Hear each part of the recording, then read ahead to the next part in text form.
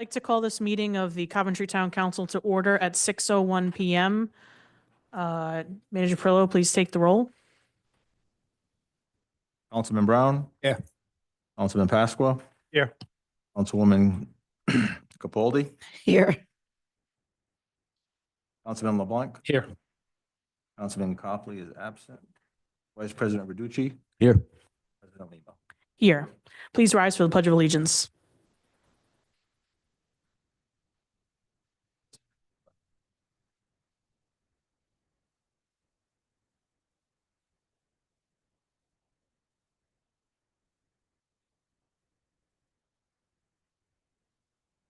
In the event of an emergency, those present this evening can exit out the doors labeled number 1 or 2 in the back of council chambers to the back parking lot or front lawn of Town Hall. At this time, we will now entertain public comment on docketed items only, those items on our agenda. Those in council chambers, please step forward to the microphone, make sure it's on, state your name and address for the record.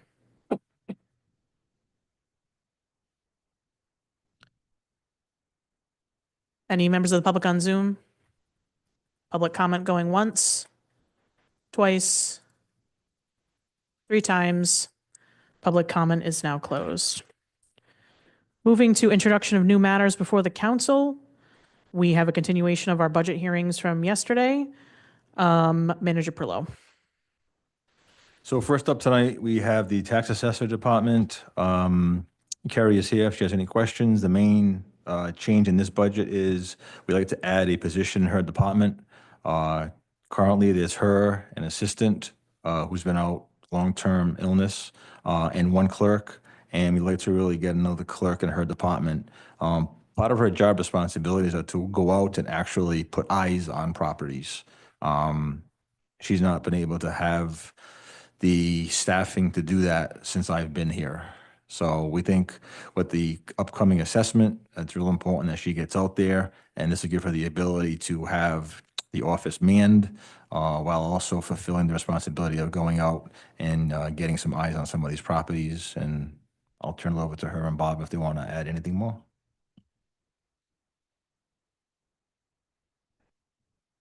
Discussion from members of the council?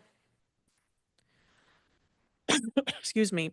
Do we know what the Rhode Island average is, or if there's a national standard for if you have X number of households or homes, you should have this many members of, say, the assessors, like, there's nothing like that.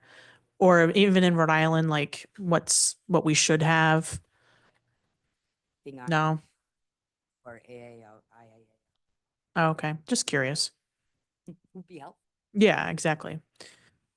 I can tell you that I have the same amount of staff as the town of Charlestown, which has less than half the properties. Yeah. And much less.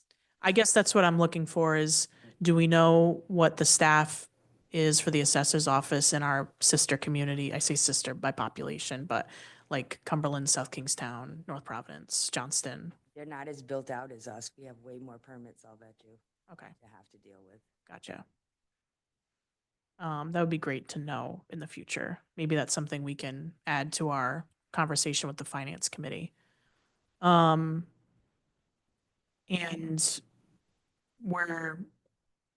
looks like we're going to be enjoying the fruits of our discipline in terms of budgeting every year for the assessment instead of doing one fell swoop for increase. Yeah, so again, you'll see that line item here where we've reduced it from 150,000 down to 115,000. What I tried to do is just look at a projection based on what the estimated statistical reval may cost us. We know our full valuation's costing 579,000. So obviously after the first 3 years, that will be taking place in 26.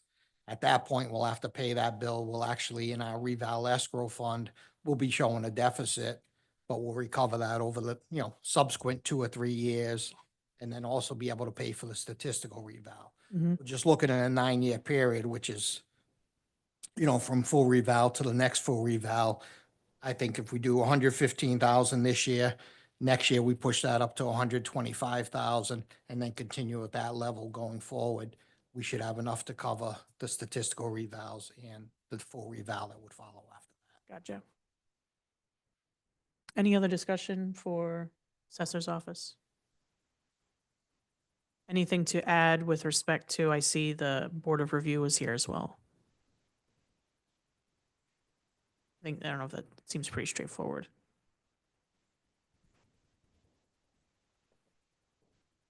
There's no change in the proposed. You need members for that, don't you? Do you want to use this opportunity to plug that? You need a member of the community from District 1 and District 4 that would be interested in serving the town on the Tax Board of Assessment Review. Gotcha. Not many meetings a year at all. Okay. All right. Anything else from the council? All right. Thank you very much.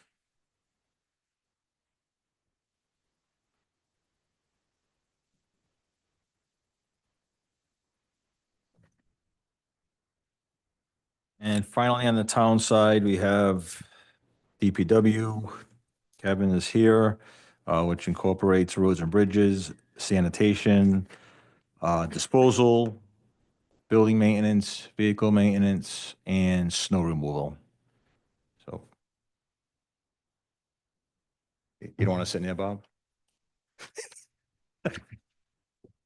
One of the changes, well, one of the additions, Kevin and Bob have worked a lot on this. They have several hours together. That's why they want to be separated right now. One of the big changes you're going to see is that for the director's salary, instead of the 3% that almost everyone else got, we're putting him in for 10. The reason we're doing that is he's going to be the general contractor for the annex project. So typically a project like that, you would hire a general contractor just to oversee the whole, in this case, probably 6 to 7 month operation. A general contractor would probably be, for this size project, about $150,000 to $175,000. That would have had to come out of the project expense. So Kevin's going to take over that role in addition to his regular duties. That's why you guys have also authorized and are looking for a superintendent. So that's another change in the budget. So we're looking to have that superintendent take over day-to-day operations while Kevin is overseeing the annex project. So with that, I'll kick it back to Bob. Do you want to listen to the whole thing or do you think it'll? Yeah, go ahead. Sure. Does that 10% go back down to his normal pay after this project is over? No. It doesn't? No. Okay.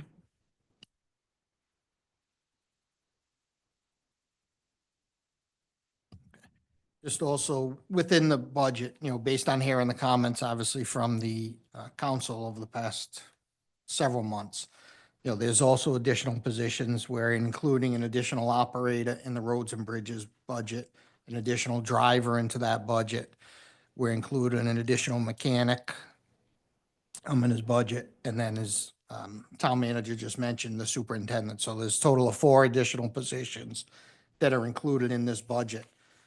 When we get into the sanitation budget, you'll see in there, we are continuing to put a line item in there to whether we're setting the funds aside into an escrow account. We still have to work how we're gonna, over the next 2 months, fund those 3 additional sanitational vehicles that are coming in. I know the council approved the purchase. Now we have to talk about the funding, whether we're gonna self-finance those and continue to pay into a capital lease escrow account where we're basically just paying ourselves back. Right, so then we'll continue to build up that fund for future purchases. So I think those are probably the primary line item changes, but of course we can go through each budget and Kevin can answer in detail some of the additional line item changes that you may have questions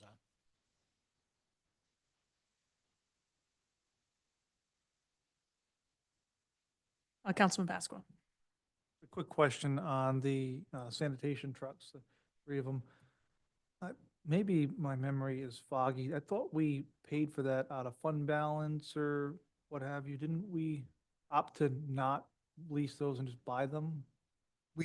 My understanding, we've discussed it in the past about whether we're going to do it internally or go out and receive, enter into a lease purchase agreement, but I believe the resolution that was approved was just to execute and order the vehicles, not a funding mechanism. That funding mechanism will take place within the next month or so when we bring it up to the board meeting. Yeah, I'm finding it hard to believe we would have just bought them and not outlined funding, you know? I'm under the impression we shoveled ARPA money at this That's what I thought. as a one-time purchase. I'm so confused. It's not how I remember it. No, it's not part of ARPA.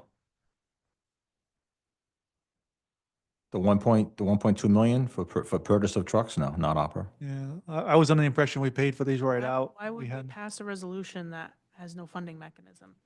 So we just said we'd want more trucks in a resolution? I think in the resolution, it says, I don't have it in front of me, but I'm assuming like the director said, that we were going to decide whether we should lease them to the company or pay with an internal service fund and buy and lease them from ourselves instead of paying the interest. so they allowed us to order these without, Payment required at this no point. down payment, there was no, No, nothing. Nothing at all. We bought 9 of them in the past from them, so, and we continue to buy the parts from this company. wow. When was this resolution again? You were here, Dan, right? Yeah, this past one. Is August, September, I believe.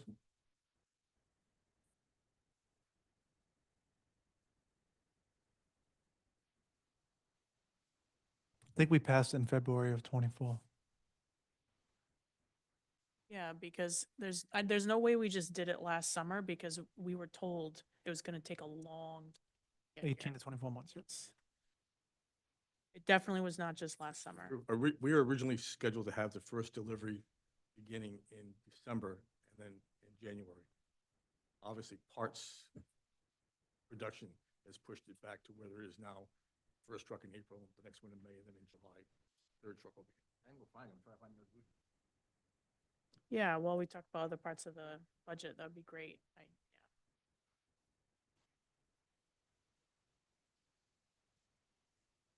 I'll be shocked. I just don't remember it that way. We had the one-time funds, so. We just don't have it memorized. I got it right here, hold on. It was February, 2024-14, I'm gonna pull it up.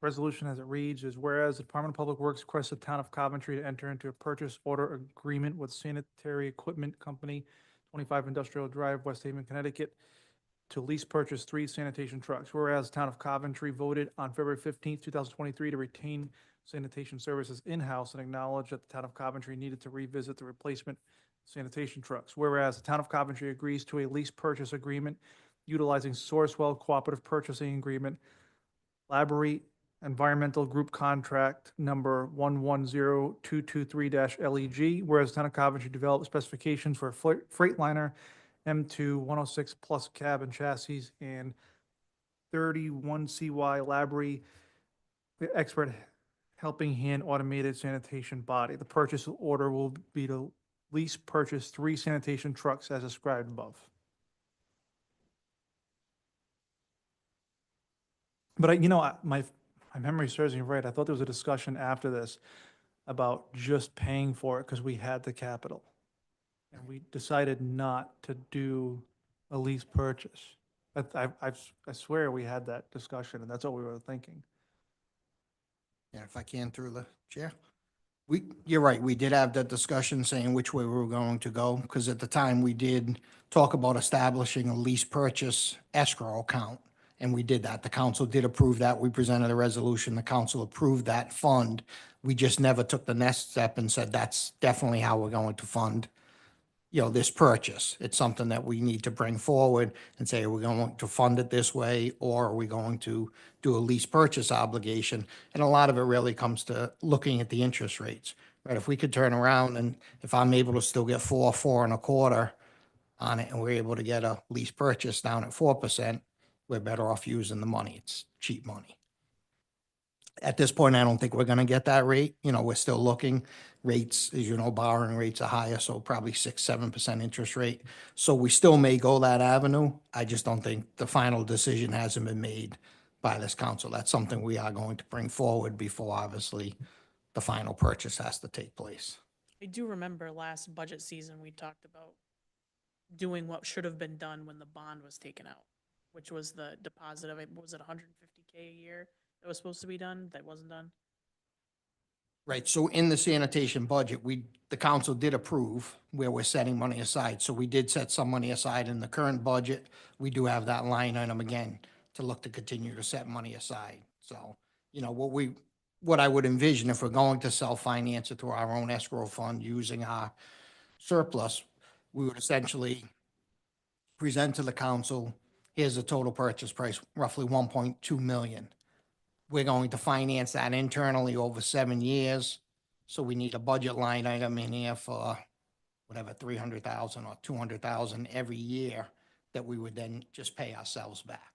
And then we would continue to do that when we have to bring another vehicle and then just, you know, constantly roll that forward like a revolving. Anything else on roads and bridges?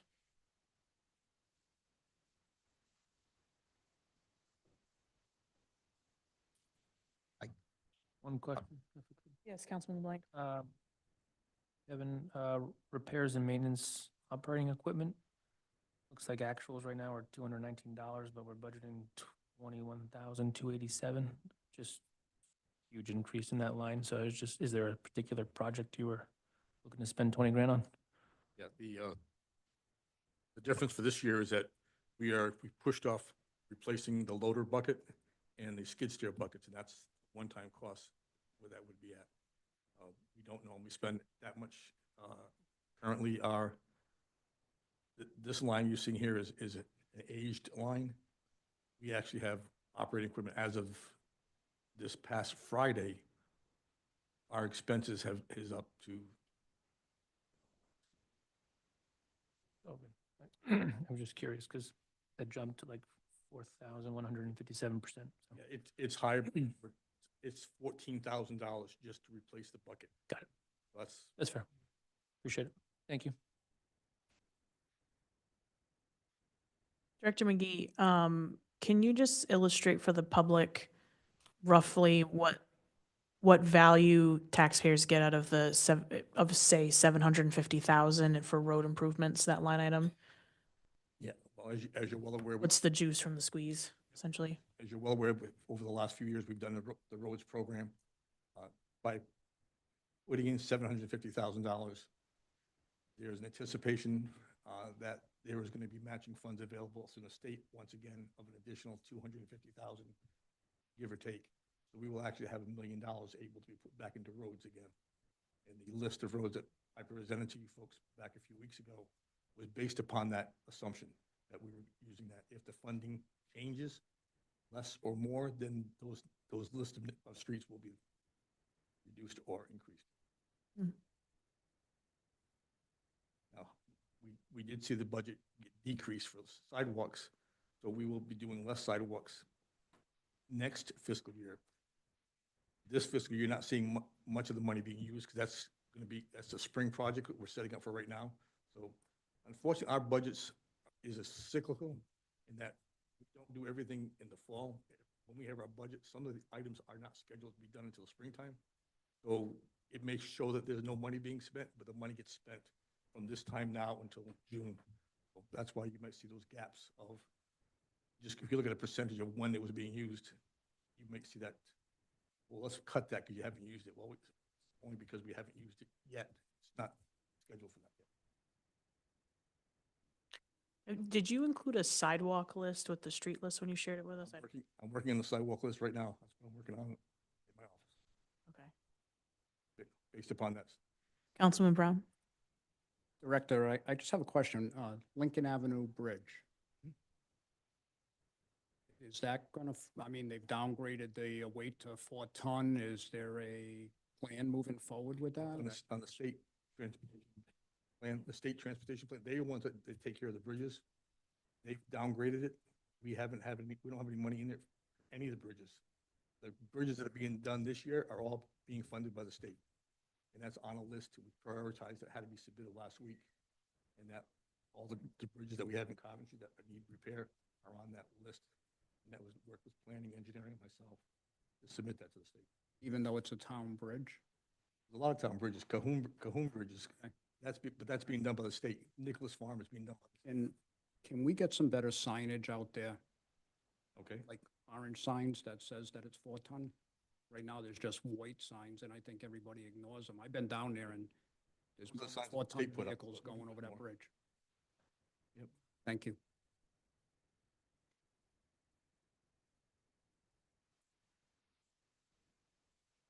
Vice President Verducci.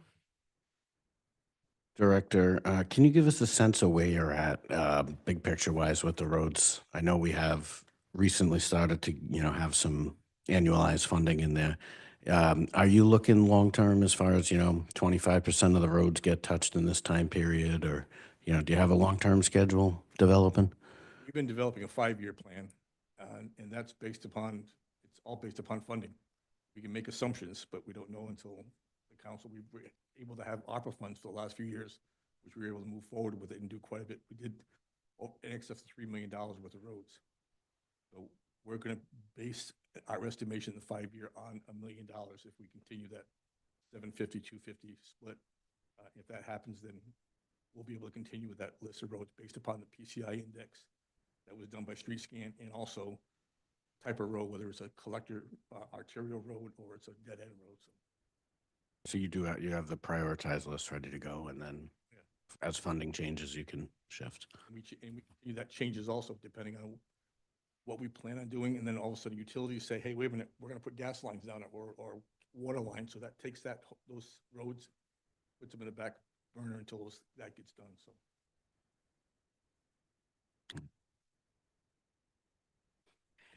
So we talked about the trucks. Now I'm looking at the drivers. Need both.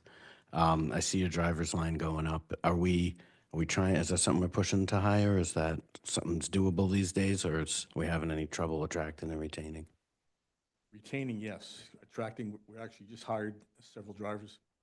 We have, as of today, the first time in over a year that we are at full complement, with the exception of 3 people that have been out injured. Yes, I know, I've been banging my head. What we're looking at in this proposal is that we're trying to add an additional operator and driver, which gives us an additional crew that can go out there and address some of the items that need to be done. We haven't added statistically any drivers or operators. We haven't increased that manpower and woman power for 20 plus years. And the town is growing substantially. We're offering more services.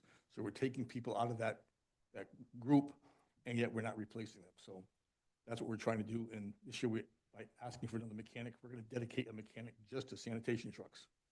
So that'll be their primary goal, is to stay on the sanitation trucks and do preventive maintenance and help the others when they need it. But that's the goal of moving this department forward. We can't continue to stay stagnant and provide services. And we get people that are out, whether they get injured or whether they're on, we have a lot of senior people that have many years, so they have accumulated vacations, then we just don't have anybody to back them up when they're out. Yes, we've added, like the vac truck was something that was added a couple of years ago. Now we have the pump truck at the high school. So all these services are being provided by the same number of employees. So we're just trying to expand that. That way we can keep our capacity the way it is now and still get all these done that need to be done. What's the number? You said you had 3 out of 15, 20? How many drivers? We And have 12 drivers and we have 6 operators. We're looking to add one to each. Councilman Pasqua. I know we've had discussions about mechanics in the past, and I know you're adding one. So we're asking for one. I know there has been some discussion about, is it like a ASC certified technical mechanic, or is it a bid spot for somebody? Is this going to be an actual ASC certified, or like diesel mechanic or something along those lines? Fortunately, the way the union contract is written, it has to be from within if they're qualified. But we have money in here for additional training, which we started last year, and with the help of the council, but by providing the funds, and we're doing that certification, and we're looking to have what they call diesel emission fluid, DEF fluid. Some of you may be aware of. getting training on that and getting the equipment that we need to be able to diagnose and be able to fix that. That's outside of our scope at this point. So we're trying to get us up to the 18th century. Gotcha, We're yeah. so far behind right now. So you're looking to train your people to, which I'm all about. I think that's great. Invest in your own people, all about it. So you're looking to train your own people to get them to that level. Okay. Okay, sounds good. What we don't want to do is hire somebody from outside, get them trained, and then they leave. These people are already invested in the town because they're at least in the state. Yeah, it gives them incentive too to work towards. Yeah, I'm all about it. I think that's a perfect way of doing it.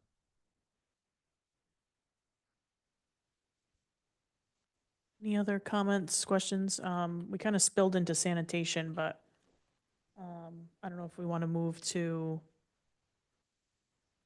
some of your other budgets, Mr. McGee. Well, the next department would be 840, which is the snow removal budget. And one of the changes that we have done this year is increase that line item for additional contractors as discussed with this council and at your suggestion. So hopefully we don't have the snowstorms that we have to use them. We didn't use all the funds this year that we had allocated, but we will be able to expand that and be able to provide better service, be able to cycle shifts on and off rather than everybody working 20, 30 hours. Councilman Capaldi. Just confirming, when we had a conversation about this before, that you will keep those vendors there and recycle your people out. Awesome. Thank you. If we took the vendors, tell them to go home, we're not going to get them back. So Right. And they want regularity. Right. work the 40 hours. Thank you.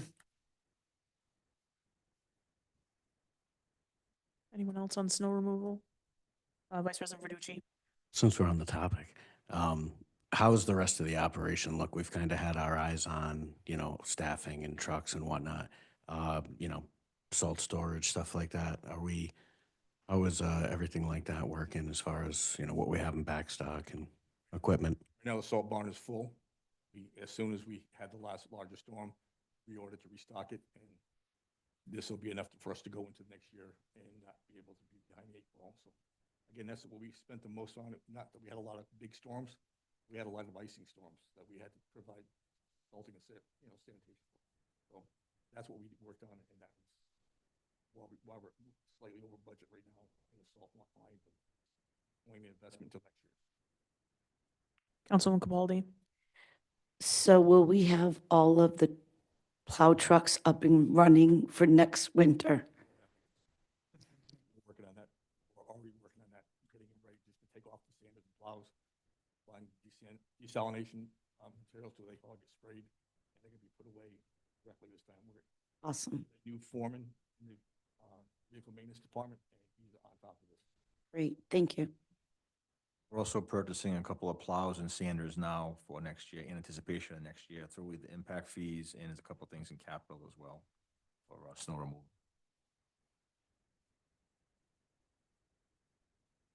Anything else on snow removal? Solicitor Angel just brought me actually a section of the minutes from when we discussed this resolution. So just to put this issue to bed, it reads, Councilmember Shockley asked on how leasing the trucks would align with saving for future trucks and refurbing the trucks to the extent allowable. Mr. McGee commented they could not give an overall cost due to the unknown conditions of the trucks available while they wait for the new trucks to arrive. Councilmember Shockley suggested having a plan on the percentage of increase the public works budget so the council can factor in as much as they can towards the budget. Mr. McGee commented, once the trucks come in, they could factor the anticipated costs of the operating budget for the next fiscal year based on the condition of the trucks. And then we went to a vote to approve the resolution. So just as you had said, with planning to annually budget for that line. Okay, just wanted to put that to bed. Councilwoman Capaldi. Question. Why don't we have a real loader trash truck for lawn and leaf bags? We actually do. The ones that we have specified, the ones we have now, and the ones that we have on order, they're considered low entry, so that we can load the bags onto the side. They're not full length where we can only load it with with the arm. We can load it with the arm, or they can load it by hand right now. Okay. Unless you want to have trucks just dedicated for yard waste, and I don't think because of the time frame that it's worthwhile for us to invest that way. We're trying to get one vehicle that can be done both for sanitation, recycling, and can be done for yard waste when their route is over. Thanks. Councilman Pasqua. Seem to remember some discussion about yard waste being one of the reasons why we had such significant and severe rot in some of the bodies. Did that? It's one more thing, the same as we're having a problem with Mm. sanitation with trash and recycling. One of the biggest things that our problem with the rot is the undercarriage system. And I believe town manager is included in the capital request for Public Works is an undercarriage wash system so that we can put all of our vehicles, whether it be sanitation vehicles, everything up to the town manager's car, can go through there and make sure the undercarriage is cleaned so that we're not getting this rot, because we're getting a lot of rot. We have one truck that's since December has been up to be fixed, and it's $22,000, and most of that is for undercarriage rot that's happening. It's a 2016 vehicle. You parking these on dirt and mud, so, I mean, that's probably a huge factor right there. It is, and one of the things that we're looking to go forward with is to develop the parcel just over top of the bike path for an area that we could actually put some millings and pavement down and cover. Mr. McGee, can you just speak right into the microphone? I just got some messages from folks Oh. watching that they can't hear you. That's the first time I haven't been told to have a big mouth, so that's good. We're looking forward to part of the program that we've asked for, looking for a grant, is to be able to put a storage facility on the other side of the bike path in that area was cleared by the former owner, and put a canopy type 100 by 200 foot unit on with asphalt, so all the trucks can be backed up to the undercover off of the dirt, and we can have it cleaner situation for them and be able to restore them.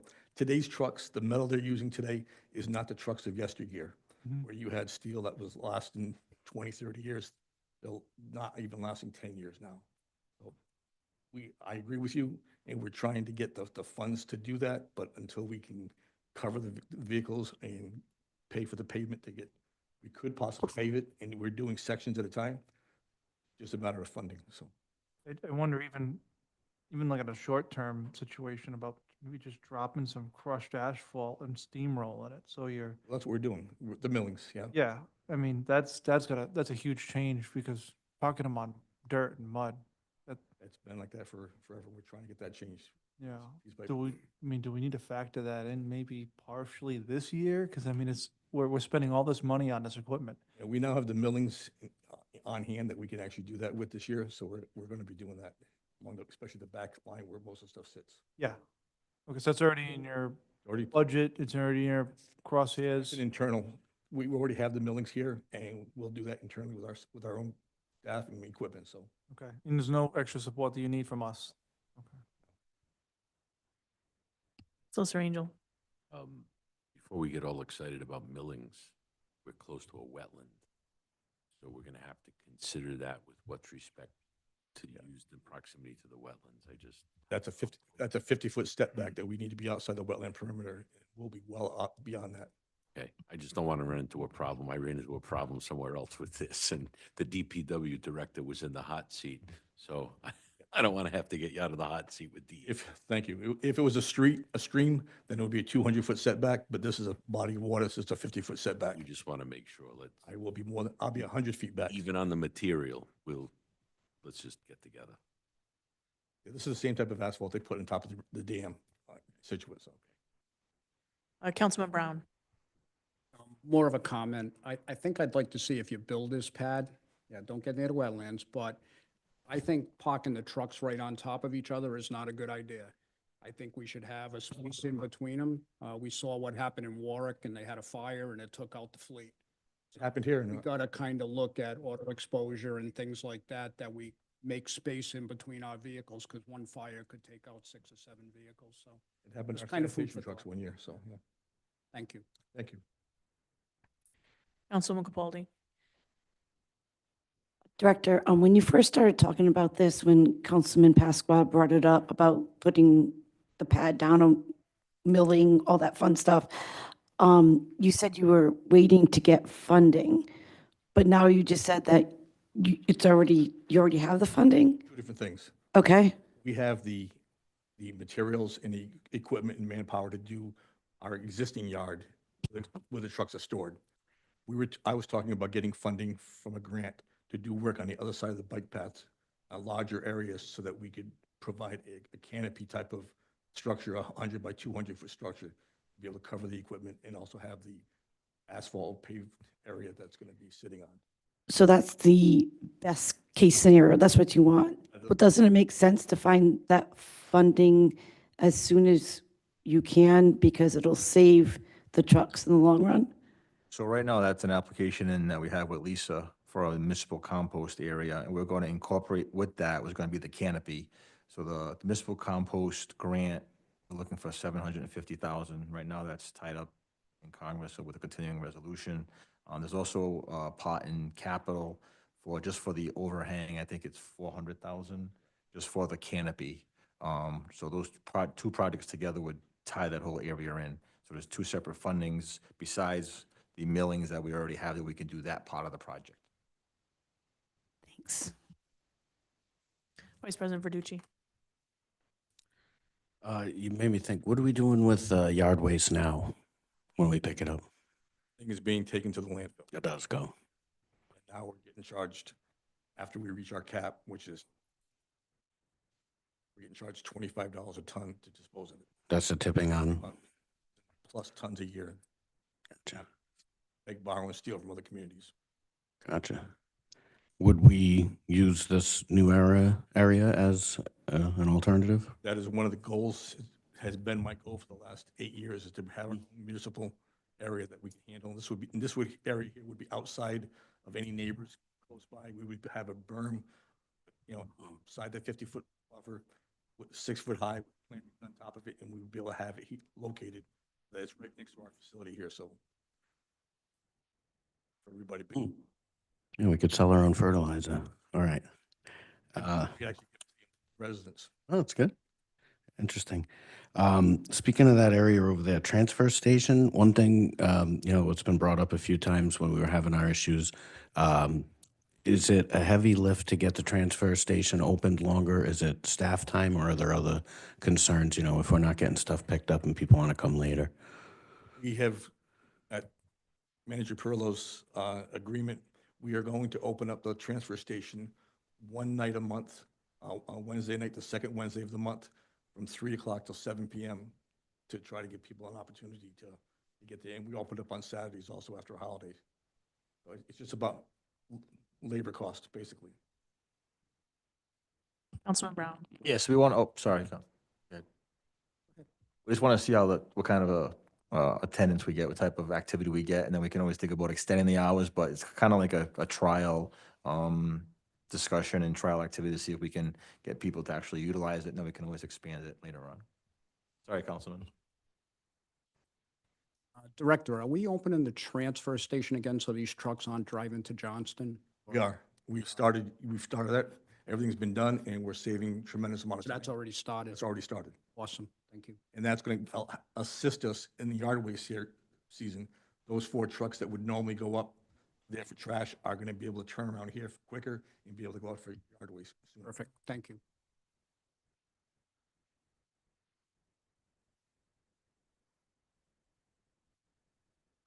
Lastly, we're all set on equipment we need and manpower to make sure we're maintaining our new dam, correct? That's, Not sure what you mean regarding manpower for the dam. We have is it all in the workflow? Dam number 167, we have part of that, we have to do maintenance on that, correct? yes, DPW cuts the grass there. Okay, Yes. and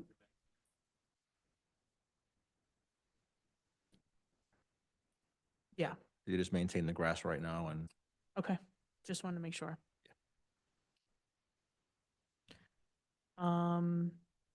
Anything else you want to call out from any of your budgets in particular?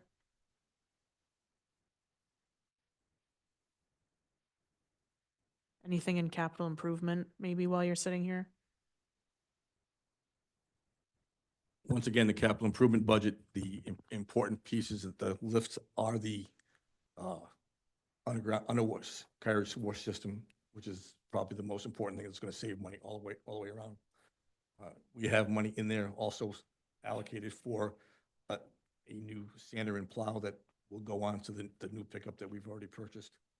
But we didn't include a sander and plow in that.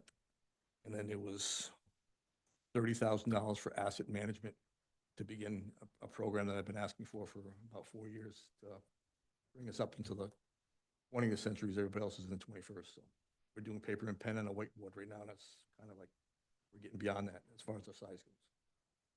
This part of this asset management program, which I have a presentation if you like, will include a citizens portal also. So citizens can get engaged by taking pictures or typing in an issue, say a pothole or a sign down. They can actually report this and it'll go right into a workflow. And they'll get updates when this is accomplished and done so that people have a transparent look at what's happening in all of our assets. So we have our modules, whether it be vehicle maintenance, facilities maintenance, roads and bridges, stormwater, that we can will allow us to be able to adhere to the MS4 requirements from EPA. So it's something that should be done, but I can only ask for it, and that's for you folks to fund it. There was conversation about this today at the League of Cities and Towns meeting, and a lot of communities have this now. It's a lot of them are investing in it. It's something if you'd like to hand it out to folks. Yeah, maybe because I don't think most of this council was here when you presented originally for ARPA investment on this. So maybe it's worth passing out. Yeah.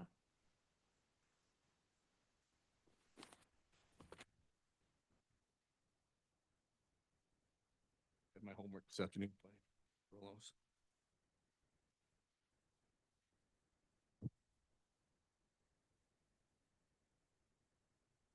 Would you be looking for one with GIS in it, or? This will be also GIS mapping will be included with this.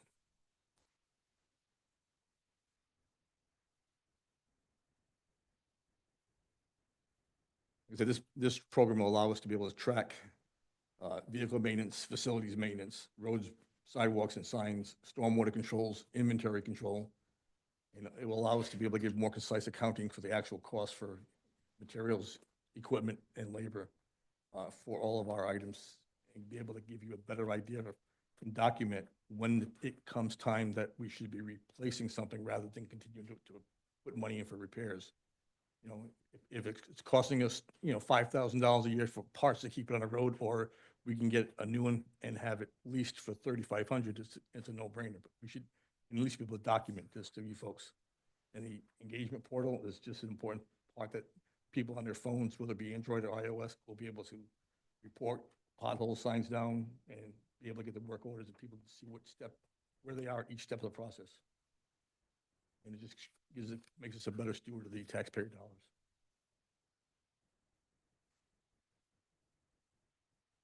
Vice President Verducci. Just an interesting concept on this one. That could really be helpful in our capital planning as well, because, the much information you put in those, it starts to tell you, roofs, what needs to come next, HVAC. So it really is a next level up. That would be, we could generate reports to inform decision-making, so that's always good. And then, the public input. Brave, that's good. I mean, that's something people are looking for instead of just, calling and leaving a message or an email.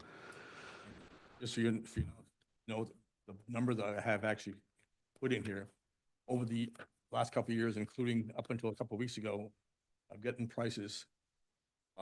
One company, Dude Solutions, 82,500. Central Square was 75,300. OpenGov, which does our current system, was going to be upwards of $100,000 for using them. Or iWork Solution, everything inclusive, including implementation, would be $30,000 a year. And that's what I have in the capital budget. And we've worked on this over the years with some of these companies. But OpenGov was the last one I talked to, and I was just flabbergasted by how much they wanted. So.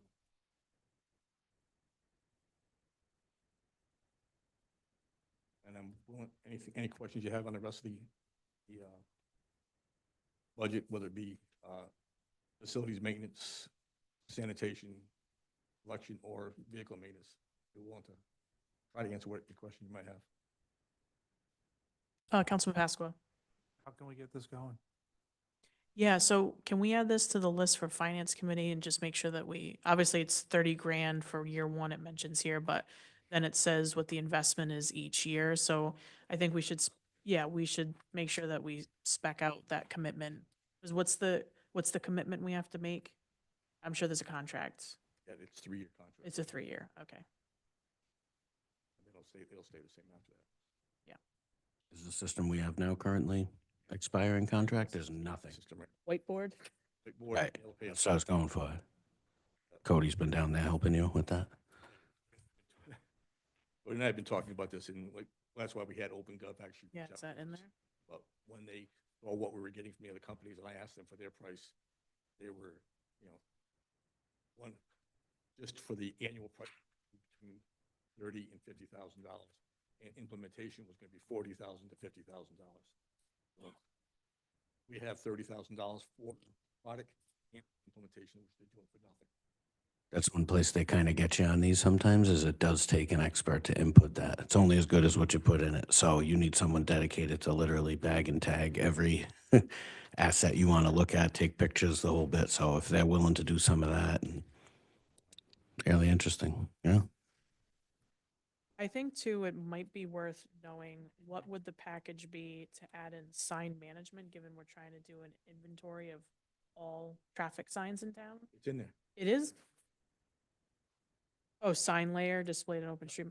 And then the other one, I don't know if it's in there, but what's the cost we're paying to get, is it street scan to do something Street logic, versus doing pavement management through payment this? management, they're going to integrate Street Logic into the system, so it'll be layered and So adjusted. so the quote includes pavement management. Yes, that's going to integrate that. We're already done. It's all going to be, we're not doing it twice. Okay. What about,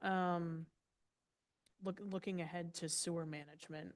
Is that something where it could inventory who has septic, who has cess, who has sewer? Like, is that something that could be helpful for the future of? Yeah, very well. It's one of the modules that's available, but that's not what we're quoted because I understand. I have that. I'm just trying to do a productive bite at the apple here. We can actually add that at a different time. I'd be curious to see. Anything else? Vice President Verducci? Just for us to consider too, there's a lot of planning elements that can come from one of these systems too. Maybe worth looking at, either a cost share with that department or pursuing even other funds, because now you're getting into planning. And if you're going to map all that stuff, the more you do at once, the better, as far as, you would layer it with watersheds and other areas. Now it becomes a planning tool. So maybe worth considering joining up with them a little. There's a stormwater module to include everything from catch basins and manholes to drainage ditches, retention basins, and allow us to, when we're doing catch basin cleaning, be able to document that, do an inventory, also getting on the line, so it'll be able to give us that slower MS4 reports. Cool. Anything else for the DPW director and their budgets?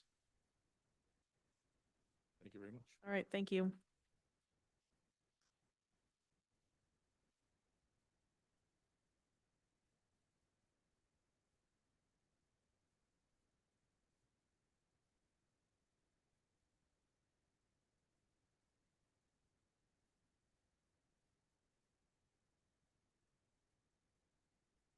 Next will be the school. Don's here. I did send you guys his presentation. Cody has it also up on the screen, so I'll turn it over to Don.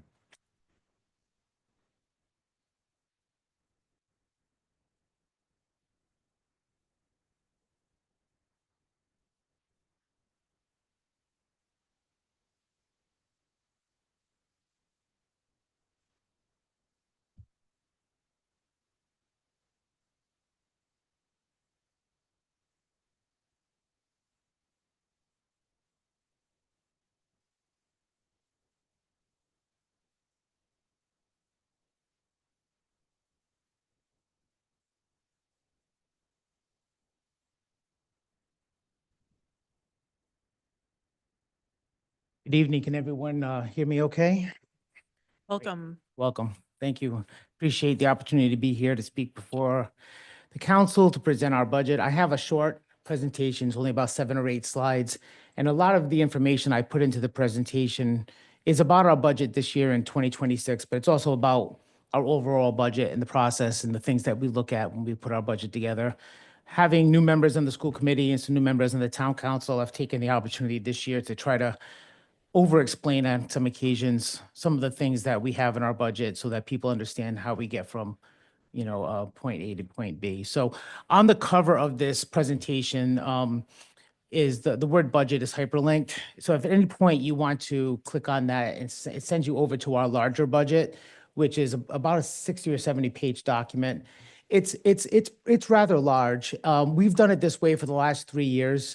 And if you have an opportunity to go through it, you'll see that we've gone through a lot of effort to put together a budget that isn't just numbers with percents and increases, but to also try to give the community, the council, the committee, the teachers, anybody who reads it, a chance to see what Coventry Public Schools does for their students and for their community. We talk about funding, but we also talk about a lot of successful programs that we have in place, the work we're doing in curriculum, the work that we're doing with AP, the things that we're doing at every single school in our district. So if you have an opportunity to go through it, I welcome you to do so. I wish I could say it was my idea to create a budget that looked like that, but I actually stole it from one of our neighboring communities.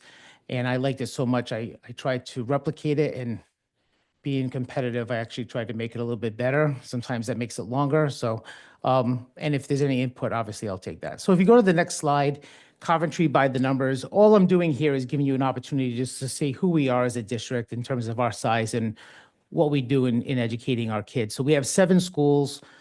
We have 4,133 students. You'll notice in the on the left-hand side, that box says 23, 24. When we pull data from RIDE, it's almost always a year behind. And so you'll see some places where the data says 23, 24. You'll see other places where the data says 24, 25. And then you'll see places where I've inserted our data that we pulled right out of our system. Educators, about 440 per pupil allotment. I'm going to get into that a little bit later. And then some information about our test scores along the bottom. On the right-hand side is an accountability report that is generated using our data. It's like a state-level report card for every district and every school. The dark blue represents areas of strength. The teal blue represents mid-level performance, and then the yellow represents where you have room for improvement. So our strongest category on our report card has consistently been school quality and student success. It's something that we're proud of, but we do recognize the fact that there are a number of areas where there's room for growth, and those things are embedded in our strategic plan. So our mission at Coventry Public Schools is to inspire, support, challenge all students in an inclusive community to be critical thinkers, effective communicators, reflective learners, responsible individuals, and global citizens. But our budget can't just be numbers, and that's why we've put together something that is a little bit more comprehensive, because it's about our students in their future and our ability as educators to deliver instruction. It's also about our town's long-term success. Investing in the schools is investing in the town, and we are just always looking for an opportunity to partner with the town, with the council, with the leadership, to make sure that we have a vision that is supported and that we can make it a reality. Our focus areas, this is part of our strategic plan. So we have 4 big focus areas. Obviously, in that first slide, you saw our scores, and even though they've improved year over year, we feel like there's still lots of room to grow. So we're working on achievement in ELA, math, social studies, and science. We want to continue to enhance supports for the economically disadvantaged and differently abled students. We want to make sure we build engaged, responsible school communities, and we want to establish long-term systems for financial and capital improvement. This slide's a little bit busy, so I'm going to take my time here. So on the right-hand side, you'll see a graph that came out of this year's enrollment report, and I put a red box around the years 22, 23, 23, 24, and 24, 25, and then the corresponding data points above. For a very long time, we were trending down in enrollment, and we kind of bottomed out in 23, 24, and almost every presentation we've done in the last few years, the conversation has been about enrollment that's been declining. We did have a bump in enrollment in 24 and 25, and we're looking to see what 25, 26 does. It's either going to maintain stable, could bump up again, or it could follow the trend line that has been plotted on this graph. You know probably better than anybody, there's a lot of opportunity for development and expansion in our town, especially around the Tioga area. And then once Center of New England starts getting built out, that whole side of town is going to be impacted by construction and potentially our schools having to have the capacity and the educators available to provide the instruction and support. On the left-hand side are just some changing demographics that, you know, you can't ignore when you're budgeting, because these are the things that impact what you do day over day. We have more students eligible for free and reduced lunch. It's increased every year, and it's definitely reflecting economic challenges for some families. We have 3 Title I schools. Title I schools are schools that qualify for additional federal support based on free and reduced lunch numbers. And we have a 4th school of our 5 elementaries that is almost at the same level and would potentially qualify for additional funding. We have a rising number of students requiring additional support services such as ELL, which is English Language Learners. Sometimes they call them MLL, or in the old days, we called it ESL. And also we have a number of students who qualify for special education services. This is a strength, by the way, this 3rd bullet. We're rising in diversity in our population. We have growing Hispanic, Black, Asian, and multiracial students. I believe that's a strength and an opportunity for us to continue to expand, creating an environment that is welcoming to all students. And the housing trends and new developments could influence future enrollment shifts, as I stated before. In terms of fiscal challenges and strategic responses, so, you know, we've been challenged over the years with some budgets that we were working really hard to find ways to make work. We definitely had to do a lot in the area of allocation of personnel. We did the best we could to maintain what we hope would be the best student-teacher ratios according to what we think is good for students, but also what's contractually required. And that we are looking to continue to support our students, you know, and just keeping a track of that enrollment. And then in terms of revenue enhancements, we are constantly trying to find ways to improve our position in terms of revenue. So we are consistently going after any federal, state, or private grants. We have increased our rental of our school facilities, in turn increasing some of our revenue. We have increased tuition not only to our preschool, but also increased tuition to our CTE programs. In addition to that, we have put a lot of funding towards legally required programs while finding alternate funding for sources for discretionary programs. And then the last thing is we've been working really hard with the town to develop a 5-year budget projection to anticipate future financial needs and prevent shortfalls year over year. If you look at our revenue breakdown, we have basically 3 buckets. The first bucket is the light blue, which is the local allocation. The next one is the dark blue, which is our state allocation, and then the orange is federal. You will see in 22, 23, the federal bar is much thicker than it is in 23, 24, and 24, 25. That was the tail end of the pandemic where we had ESSER funds. If this graph also showed you 21, 22, you would see that same orange line just as thick, if not thicker, in the years prior to that too. But once the ESSER funds went away, then, you know, those federal dollars go away and we have to find ways to continue to move forward. Some of our federal funds were spent on one-time expenses like Chromebooks, technology upgrades, things of that nature. The other thing we had to spend some of our ESSER funds on were interventions and supports for students who were struggling as a result of the pandemic.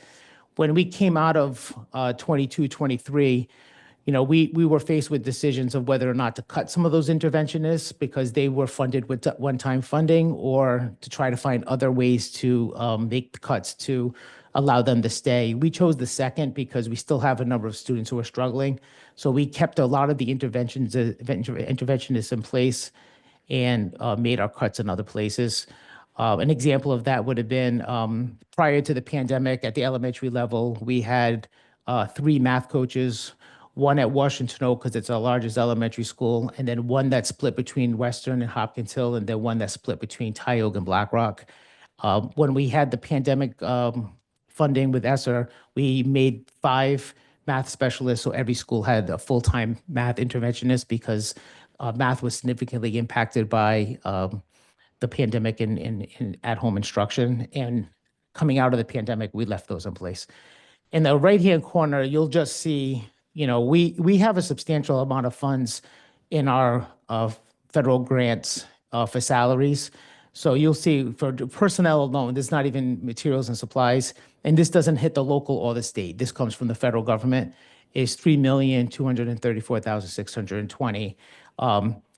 In the current political environment, that's something that does make us a little bit worried sometimes because the personnel costs that we have associated with federal funding, if that funding were to go, those positions would have to go or be absorbed back into our budget someplace else. So, revenue overview. This is a part that I just wanted to kind of throw out at you. This part of our budget is just the revenue section. It's not the entire thing.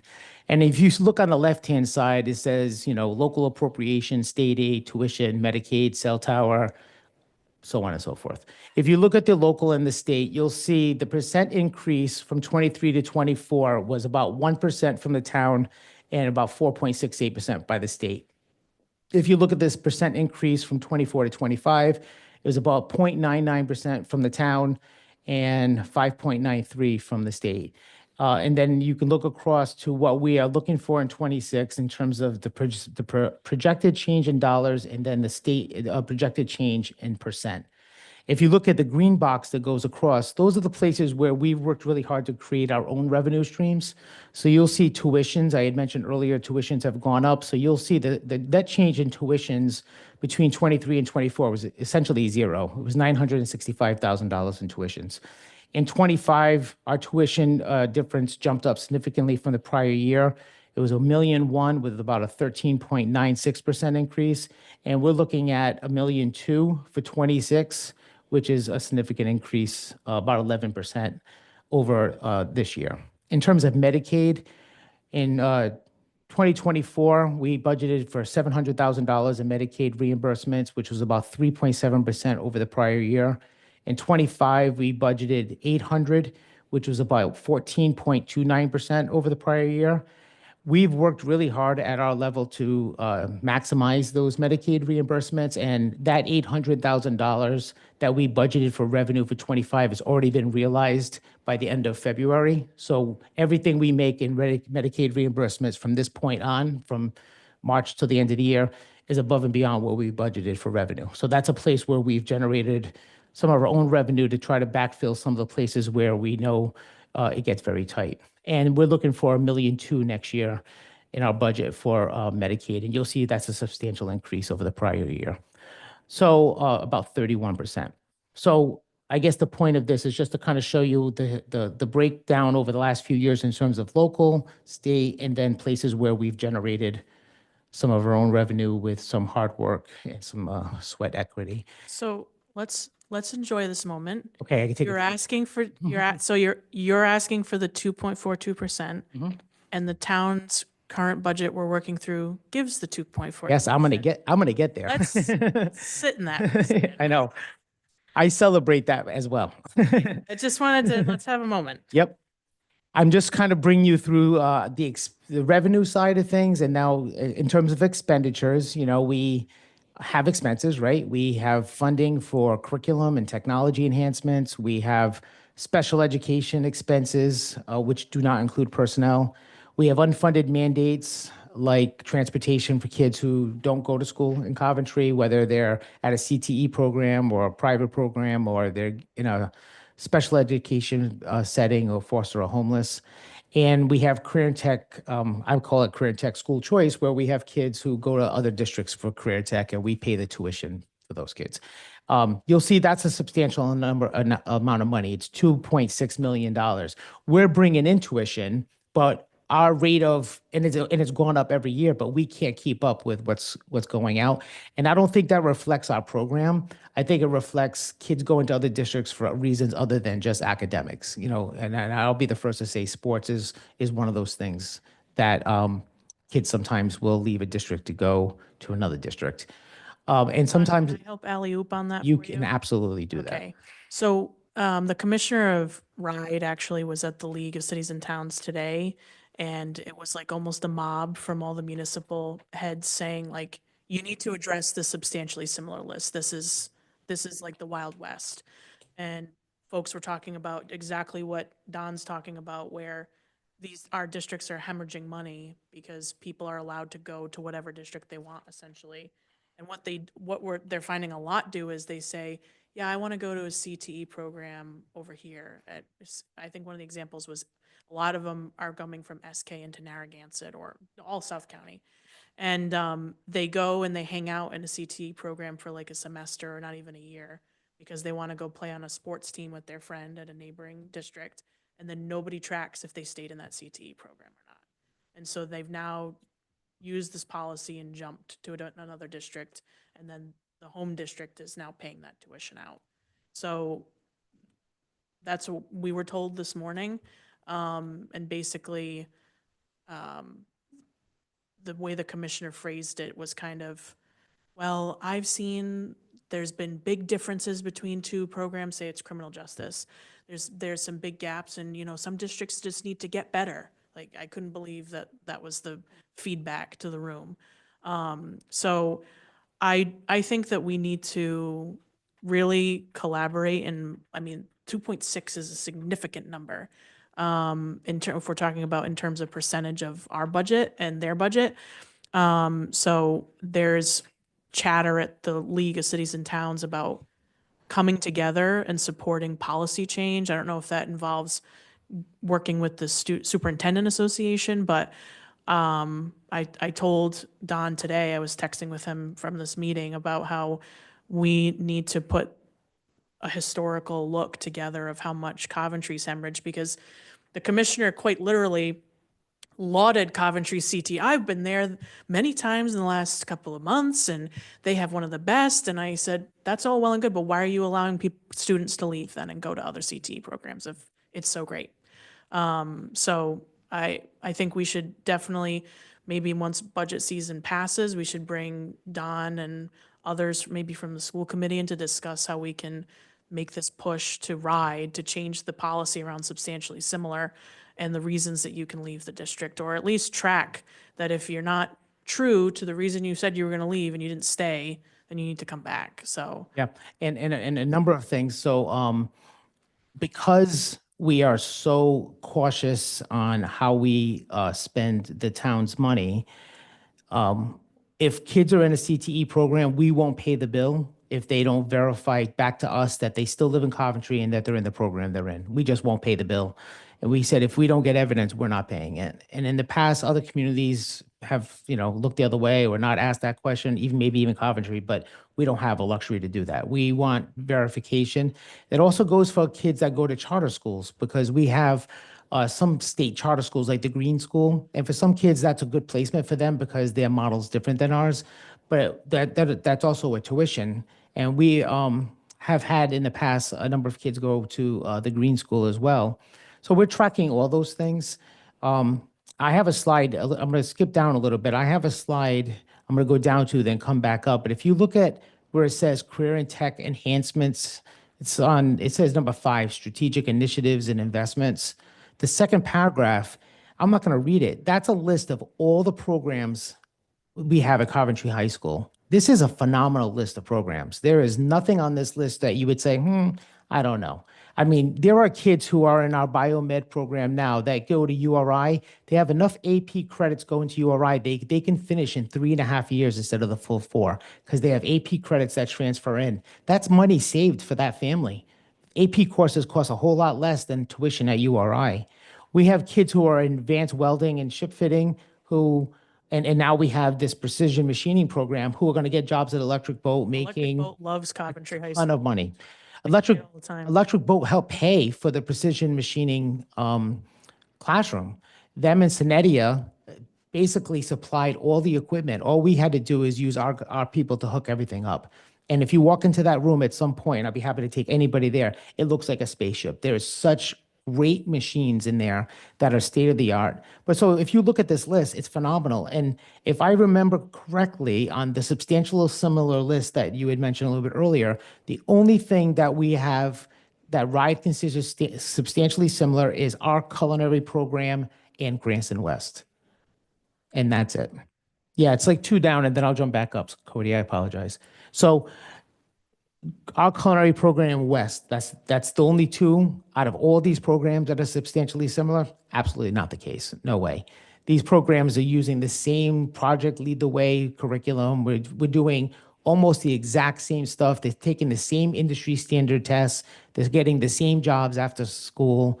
The experiences all are similar in nature, but kids can go to districts that have the same program we have because they're not considered substantially similar on the list, and that's a challenge. I've got 3 council members, so Vice President Verducci, Councilman Capaldi, and Councilman Pasqua.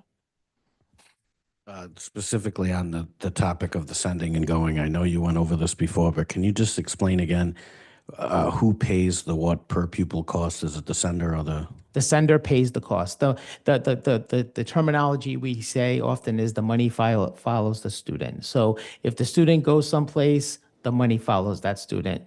And the money is essentially what the per pupil cost is based on like state aid. So I think right now it's about $16,000 per student to go to a CTE program. So if we have 10 kids going to another district, that's $160,000+ going to that program. And So it's not the per pupil cost of the district you're sending them to? It's a RIDE actually provides the calculation. Okay. They tell us the dollar amount. But you bring up a point that I don't want to miss an opportunity to speak on. Please. That dollar amount is not calculated often until our budget process is done. So we finish our budget process in May. We make a calculation based on either what we're currently doing or Chris and I and Amy, we come with our best estimate. Well, that was the second thing I was going to say. There is no deadline. So kids can apply to go to CTE programming in other districts. I mean, anytime. This is not an exaggeration. We signed the paperwork for a student in January, this past January. The student decided to leave mid-year. I don't know if it was a friend situation. I don't know the backstory. I had to approve that student to go to another district in January. Now, that's not budgeted.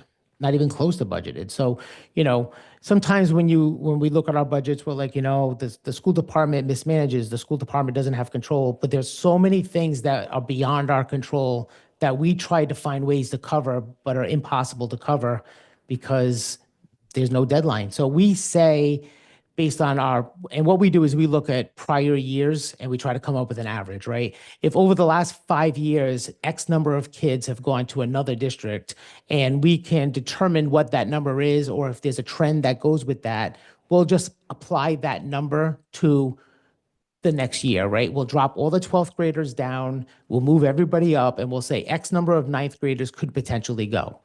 If more than that go, then we have to cover that. If less than that go, then that's gravy. But the reality is, because so many people go to so many places, any place where you overestimate the number of going to go gets eaten up by a place where you have underestimated because they can go someplace else. Sports is another thing. Kids go for sports. And I think I mentioned that before, but that's another challenge. Councilman Capaldi. I have a couple of points. When we first found this out, when we all met at we had the Joint meeting. December 17th, I was mortified to hear that there's no stipulations or rules in this weird, wild, wild west situation. And I said it then, and I'll say it now. I really would like to be a part of whatever committee we're going to be setting up, because I think this needs to be brought forward and try to change. Second point, a couple of weeks ago, I met the governor at an event here in town, and he was talking about how amazing our CTE programs are, and he would like to do this and bring it statewide. He and I were talking about the Precision Machine program because I visited and shot a video there. And he asked me to send it to him, which I did. He is so in love with the CTE programs at Coventry High. So I just wanted to pass that good news on. And another thing, a couple of months ago, I think I shared it with the council here. I was not looking actually at the reminder paper, which I know a lot, I think everyone in town gets it, except me, because I'm in Hope and I don't get it. So I go online to read it. There was a great advertisement for Situate CTE programs. And I didn't know if you guys ever, I know when I asked you that question when we were together December 17th, how do you guys advertise? I don't know if you actually do it in like, Yeah, so we do articles, advertisements, we do radio spots. We've had Cox Communication come in and do videos that were on the news. We've promoted through social media. We've done almost all the same kinds of things, but by you pointing that out, it does show you the nature of the environment now, right? So when neighboring communities are putting ads in papers that are primarily read by Coventry residents, they're trying to poach students to come to their district because in this scenario, there are winners and there are losers, right? There are people who are making money and reinvesting into their programs, and there are people who are sending kids out and not able to reinvest in their programs. And that's why there's never an easy fix at like the superintendent level, because there's always going to be somebody sitting across from you that doesn't want anything to change at all because this is just exactly the way they want it to be. And then there's going to be other people that think it should be completely overhauled, right? Because we're on different sides of the same equation. But that we've done the same kind of things, and our tuition is up too. We just haven't gotten to the point where we're outpacing what we're putting out. We're putting a dent into it almost every year, and maybe in a number of years we'll hit that spot. But I think I don't know which one of you used the term Wild West, but it is a difficult scenario right now. It's a difficult environment to kind of make headway. one last thing. Where do our kids, the majority of our kids that are leaving here to go to another school, where are they going? So I hate saying this in public because then it Oh. tells people where to go, right? Whisper it to me later if you want. I don't want to promote anybody but Coventry, so Okay. I refuse to say anybody else's name. With that said, have you advertised in Yes. those areas? Okay. Councilman Pasqua. That's pretty much where I was going with this. Just kind of looking at it almost like a business standpoint, just blitz marketing, advertising to advertise Coventry, I'm not sure if the kids are watching the news or reading the reminder. Their parents are, but right. Parents are, yeah, but stick it in a cereal box or Instagram or something. We do a lot. Yeah, nobody reads cereal boxes anymore. You know that, right? They don't do the word search on the back like they used to. No, I mean, our 8th graders get a ton of exposure. Matter of fact, our exposure goes all the way down to elementary school. We do boats for kids in 5th grade, which is a program from Electric Boat that gets kids excited about, that industry and other programs like that. So our kids are getting just bombarded with it. And the good news is like we see some numbers trending down. It just hasn't closed the gap yet. It's just not where it needs to be.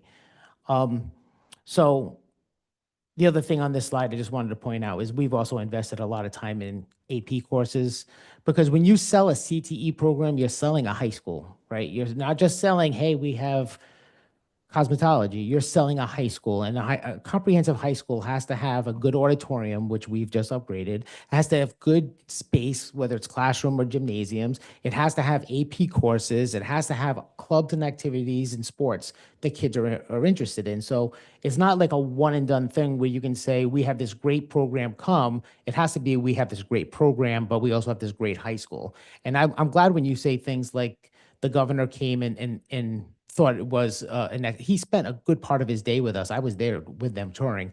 The commissioner spent a good part of her day touring. We hosted the state CTE meeting at our high school. And that's why, like, I know you all get I send out my newsletter on Friday. I send it to all the town council people, all the school committee people, because what I'm trying to do is remind everybody, all the elected officials and all of you that no matter what struggles we're going through, there are really good things happening here, and we need to continue to like recognize them and celebrate them, because you only change the narrative by telling the good stories. Otherwise, you're always going to be stuck in a situation where things are not always feel like they're doom and gloom. Cody, can we just go back to the slide before this real quick? I have one more question. Your competitor that you're not going to name, Mhm. what do they have that we don't have that we can bring here? So in some cases, they have programs that we don't have, and we don't even have the capacity to build them and grow them. And I don't feel that that much of a sense of loss when somebody chooses to go to a program we just don't have, right? I don't have a problem with that. My challenge is with kids who go to programs that we do have. So my goal is to build out the programs we have, but it's impossible to duplicate every program across the state. Like, we just can't do that. But I will say one thing we are putting some new focus on and hoping to reinvent and promote is one thing we have that nobody else has other than Wheeler is a radio station that broadcasts over radio wavelength. It's not an internet station. It's an actual radio station that has an FM frequency. So we've been partnering with a local radio station and getting some people to come in and help us to reinvent it. And we're trying to create a communications pathway that's going to include an opportunity for broadcast journalism, written journalism, film and media, web and social media, and try to capitalize on what we have that nobody else has. And I think there's a ton of potential there. We actually created 2 new courses, one in production and one in broadcasting, and we have a number of kids who've already registered to take those courses. So it's like a field of dreams situation. If you build it, they will come. So we're trying to build that out so that they'll come back. And I'm not a Coventry resident, but from what I hear from people who've lived here for a long time is that radio station used to be considered sort of a crown jewel, and over time it's kind of faded away. So we're going to try to bring that back. This page is pretty simple. I'm not going to spend a ton of time here. One of the things that you use to calculate, how your expenditures are looking compared to other districts is your per pupil expenditure. So Coventry is the 12th lowest you'll see on this list of all the districts. So if you look at what we spend on kids and you divide it out, it comes up with a per pupil cost. In 23, the per pupil cost was for Coventry, I think it's $21,500. To get my glasses on, $599. That's substantially lower than the state average. And if you look at that graph, everybody below the yellow line spends more per student than we do. So it's important to know that we are trying to get the biggest bang for the buck. We're trying to maximize what we have to sell our programs. Skipping the next slide, Cody, the slide after this, the only other thing I was going to mention on this slide is about facilities. We've already updated the auditorium. Thanks to the council and approving our many impact fee requests, we've improved HVAC, we did some paving at the middle school. We're doing intercom systems. We already did Tyog. Now we're doing the middle school. So we've invested, but we have some big projects on deck that once the bond is able to kind of move forward, all have to be tackled. In some cases, it feels like all at once. But we've already discussed the sprinkler system before this council, but that's a priority. We have a grant for the gym that has to get moving. We have science labs. We have to get the western well replaced. It's beyond reasonable use. We have a roof that needs to be done, and then obviously we have to get that sewer at the high school online, and there's funding connected to all those things. So we're trying to make sure we keep the eye on the prize in terms of facilities, because like I said, we're selling a district and a school system, not just programs. So how have we addressed our budget gaps in the past? We've made significant cuts. We cut about 14, 16 paraprofessional positions last year. We cut 27.3 FTEs from our teaching positions last year. I don't know if that's the most ever, because I haven't been here forever, but from many people I've talked to, that is probably the most that's been cut from that union in a very long time. And I'm not going to say I take any pleasure in it. It was probably, between those two unions and eliminating positions and laying people off, a very difficult time for me and my staff, and obviously for the people who were laid off. And most of them were called back because we had some retirements, but it was definitely a challenge. We cut 2 administration from my office in 2024, and then we're cutting another one in this year coming up. We've had freezes on spending for 24 and 25. We have a regular checks and balance system with budget reviews at every level, from the department to the school.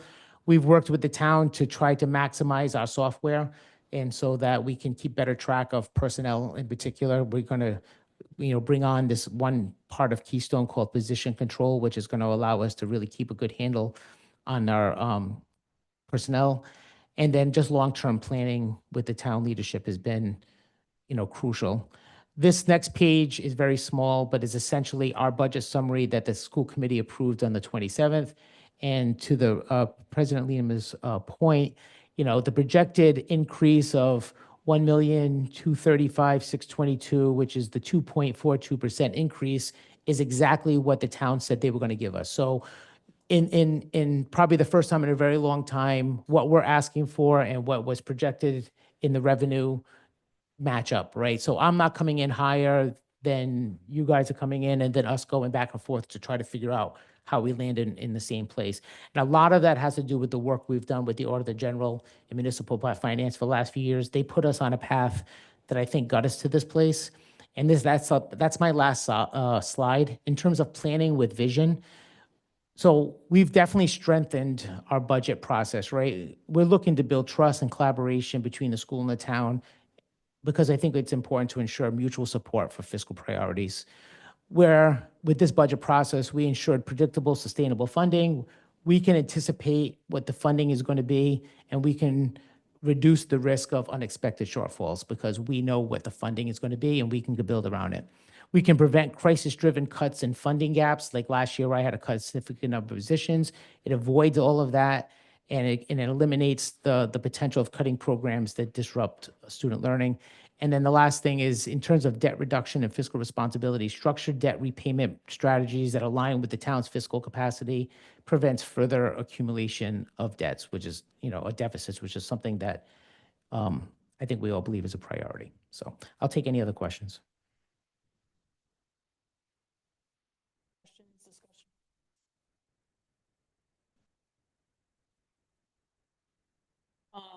Thank you very much. I echo your sentiments in the end there. Okay. I was just gonna say, and I think I probably speak for some other colleagues up here with respect to the slide number 6, addressing budget gaps, that I don't think anyone up here takes those tough decisions lightly, but we appreciate rolling up the sleeves and making those decisions. And just as you said, we came to the table at the 17th, said what the town could do, and here we are. So I just personally appreciate where we've landed here. To your point about the debt reduction and fiscal responsibility, I think it's worth having a conversation thinking in terms of, when I see debt reduction, I think also of bonds, right? So obviously the 25 million bond that we're about to, or looking to sink our teeth into, that scratches the surface, but obviously we're not going to be able to just capital improvement fund our way out of some of the needs that this district has. So I don't know if we start conversations about what the next looks. I know we kind of did some of that when we had the school building committee, but obviously that conversation needs to keep happening. We can't just wait for crisis mode of like this middle school roof or others that have come up, or losing our accreditation because of the gym status. So I just want to make sure we keep ahead of that too. But I'll hand over to Vice President Lucci. Thank you, and echo those same sentiments. Thank you, Don, for this thorough presentation. I have some little geeky questions, but just so I can learn as we go here. Have you guys considered a grant writer in-house or a contract by any of those kinds of things? I know you do it with what you have available, but. Yeah, so So to answer the question, you're right. We do it with who's available. Amy writes some, I write some, special educators, teachers, we all do that. One thing we've been toying with, but we haven't put it in our budget yet because we're not sure if it fits in, right? We know what we've asked for, we know what you said you can give us. If we can find a place, we'd like to find an opportunity to put somebody in the finance office that has a few different roles and responsibilities. And if grant writing could be a part of that, the position may be able to pay for itself, or at least part of it, because if they're chasing down grants that we can then apply to offset expenses that hit us locally, the job will pay for itself.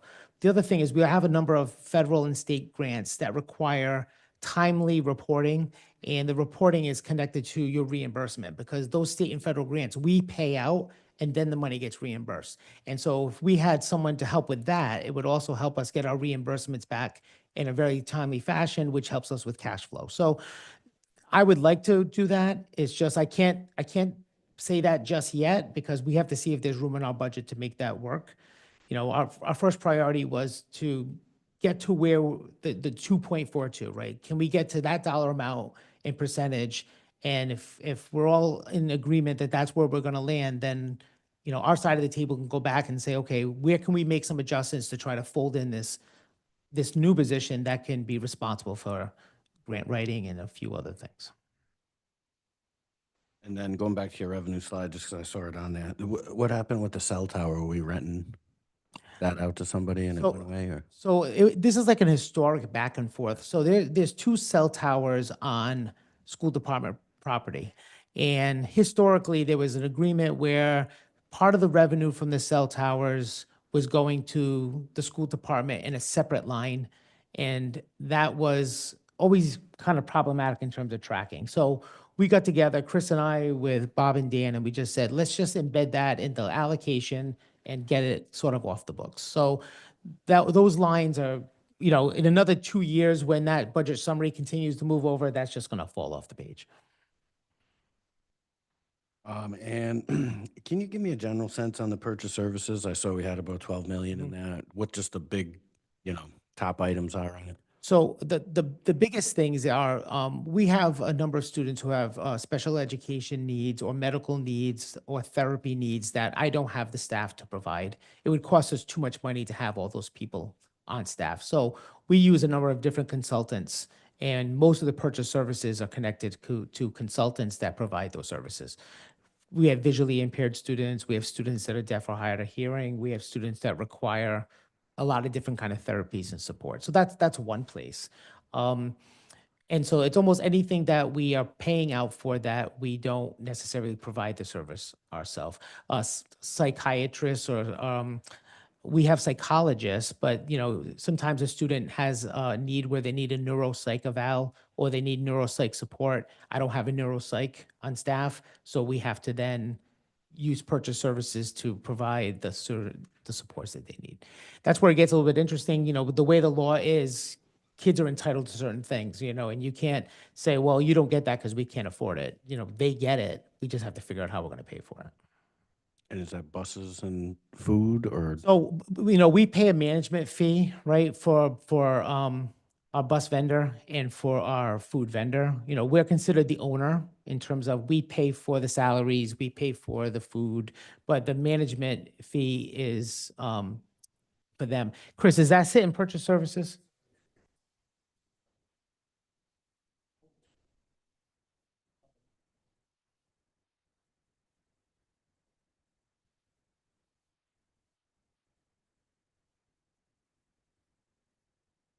So I'll say that again, so it's on record. So it's the busing, the transportation, the out-of-district tuitions, all those vendor costs are sitting in that line. Thank you for that. One last one.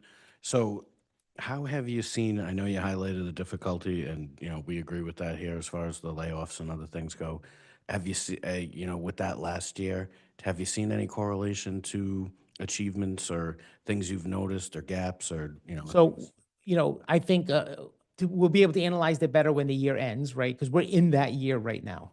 What we have seen, though, are large class sizes and to capacity in some places. And because we have some kids who are struggling with some emotional challenges and some other things, we have seen some disruptions that have been challenging to manage, which sometimes then results into, you talk about purchase services, somebody who needs to get additional support because we don't have the resources in-house to handle it. So we bring in, an outside therapist in to help with that.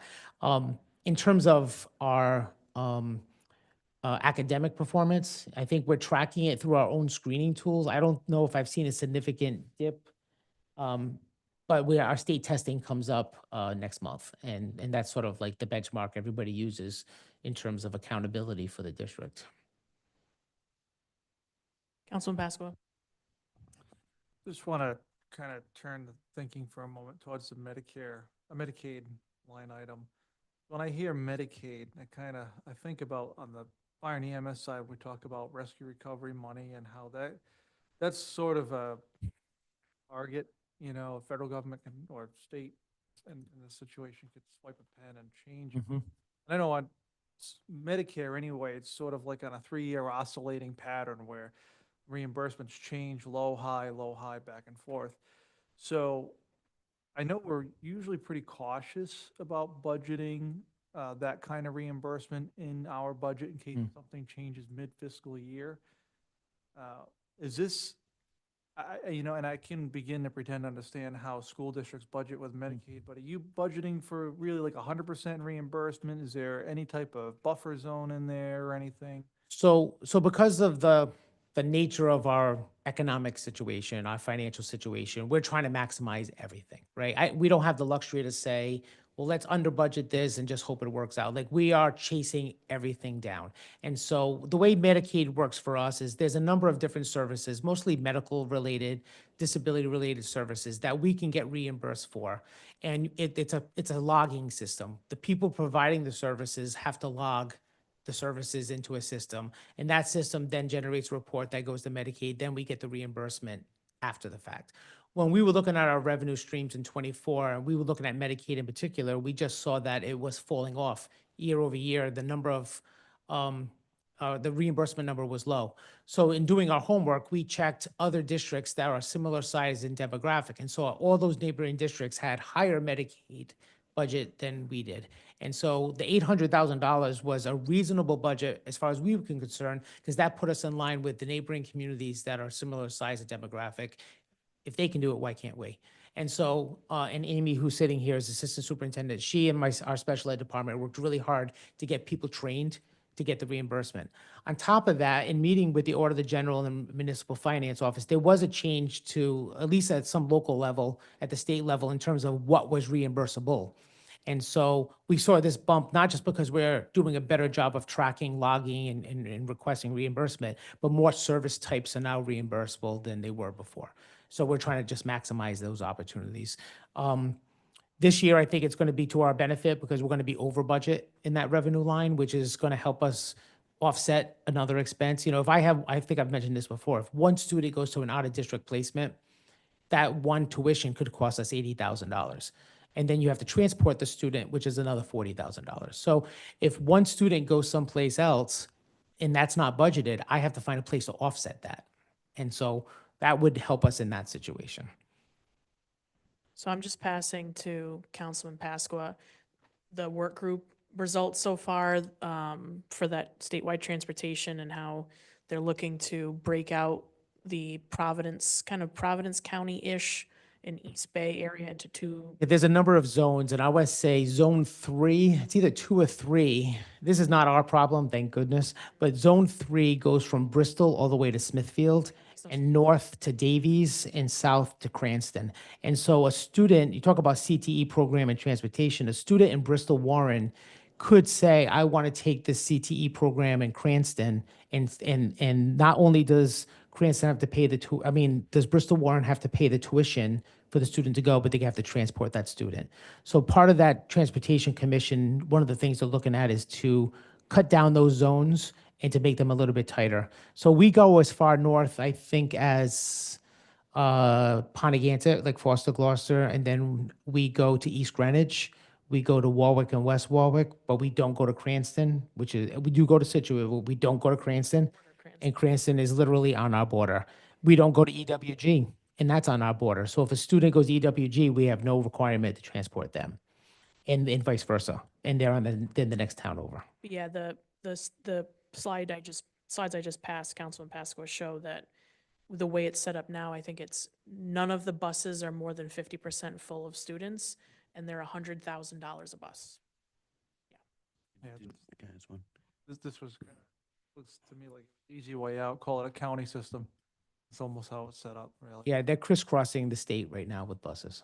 Yeah, the other point, just to circle back to on the Medicaid stuff, Medicaid rather, is there any previous practice of billing private insurance for the same thing? So we don't bill private. That's actually something that we talk about with parents, because parents have to sign off and give us permission to get reimbursement on the behalf of their child.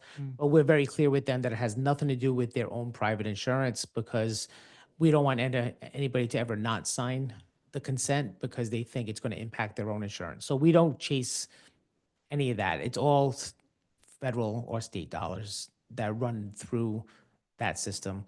If parents access services outside the school day and they want to use their insurance to pay for that services, that's outside our scope. Other districts bill private insurance? I mean, Not that I know of. really? Okay. No. Interesting. Vice President Verducci? Just to follow up, I don't want this to get lost. Did you say the transportation? So you're paying the per pupil or the reduced as well as 40,000? So let's just talk about CTE for a second. There's the tuition to the school, and then there's the cost to transport. Those are two different dollar amounts. If you're talking about a special ed student, there's the tuition to the school, and then there's the transportation that goes with it. So in this council and in prior councils, using ARPA money have allowed us to buy some vans. So we purchased 3 vans using federal dollars, one-time expense, right? So we use those vans internally to transport, I think, almost all our homeless kids. So almost anybody who's homeless out of Coventry or comes to Coventry, we're transporting with our van. So we don't pay statewide. We just have our own drivers and our own van. That was our way of getting to reducing the cost. But if a student has an IEP and they go to us, let's say the Sergeant Center, there's the tuition, and then often to transport that student, it could be up to $40,000 for them to ride the bus there. There's worse scenarios.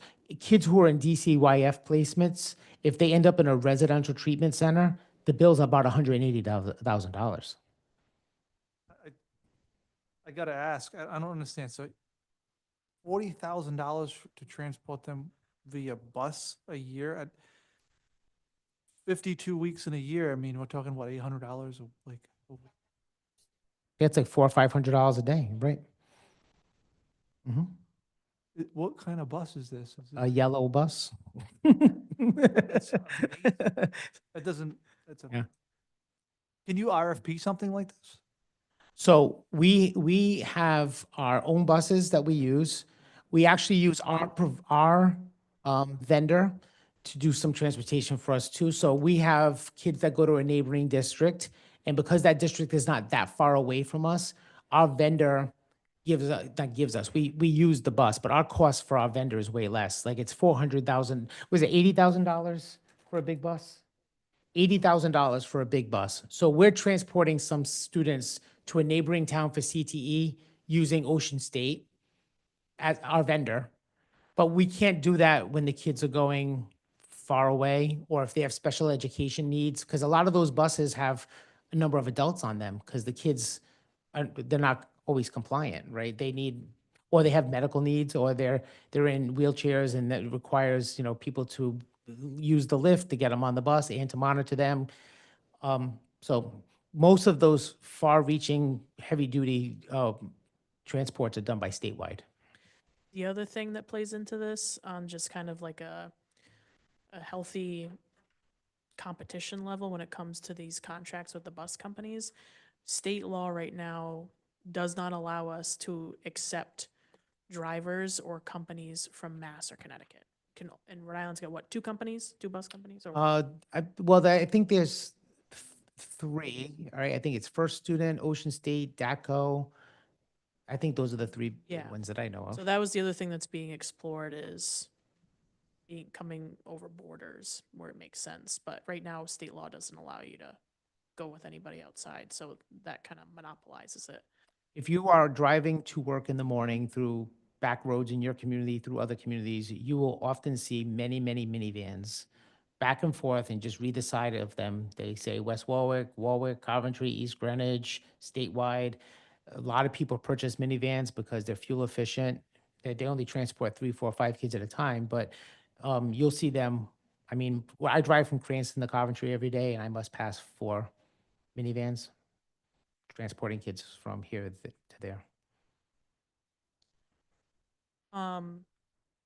Last question, this was also brought up today at the league meeting, is just where Rhode Island stands in terms of how much the state contributes to education. As I understand it, the state is not up to snuff compared to our neighbors in terms of how much Rhode Island.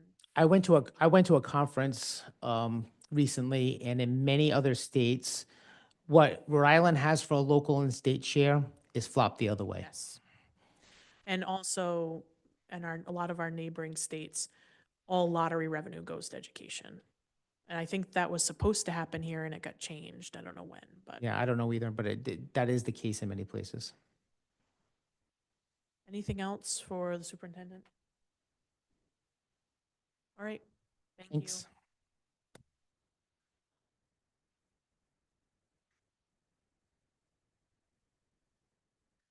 At this time, we will go to public comment for undocketed items. Those items not on our agenda this evening. Come forward to the microphone, state your name and address for the record. Make sure the microphone is on.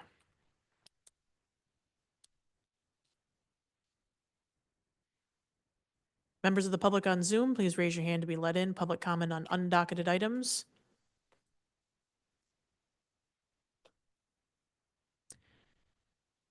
Public comment going once, twice, 3 times. Public comment is closed. And at this time, I will entertain a motion to adjourn at 7:48 PM. Make the motion. Motion by Councilman LeBlanc, second by Councilman Pasco. All those in favor say aye. The chair votes aye. We stand adjourned.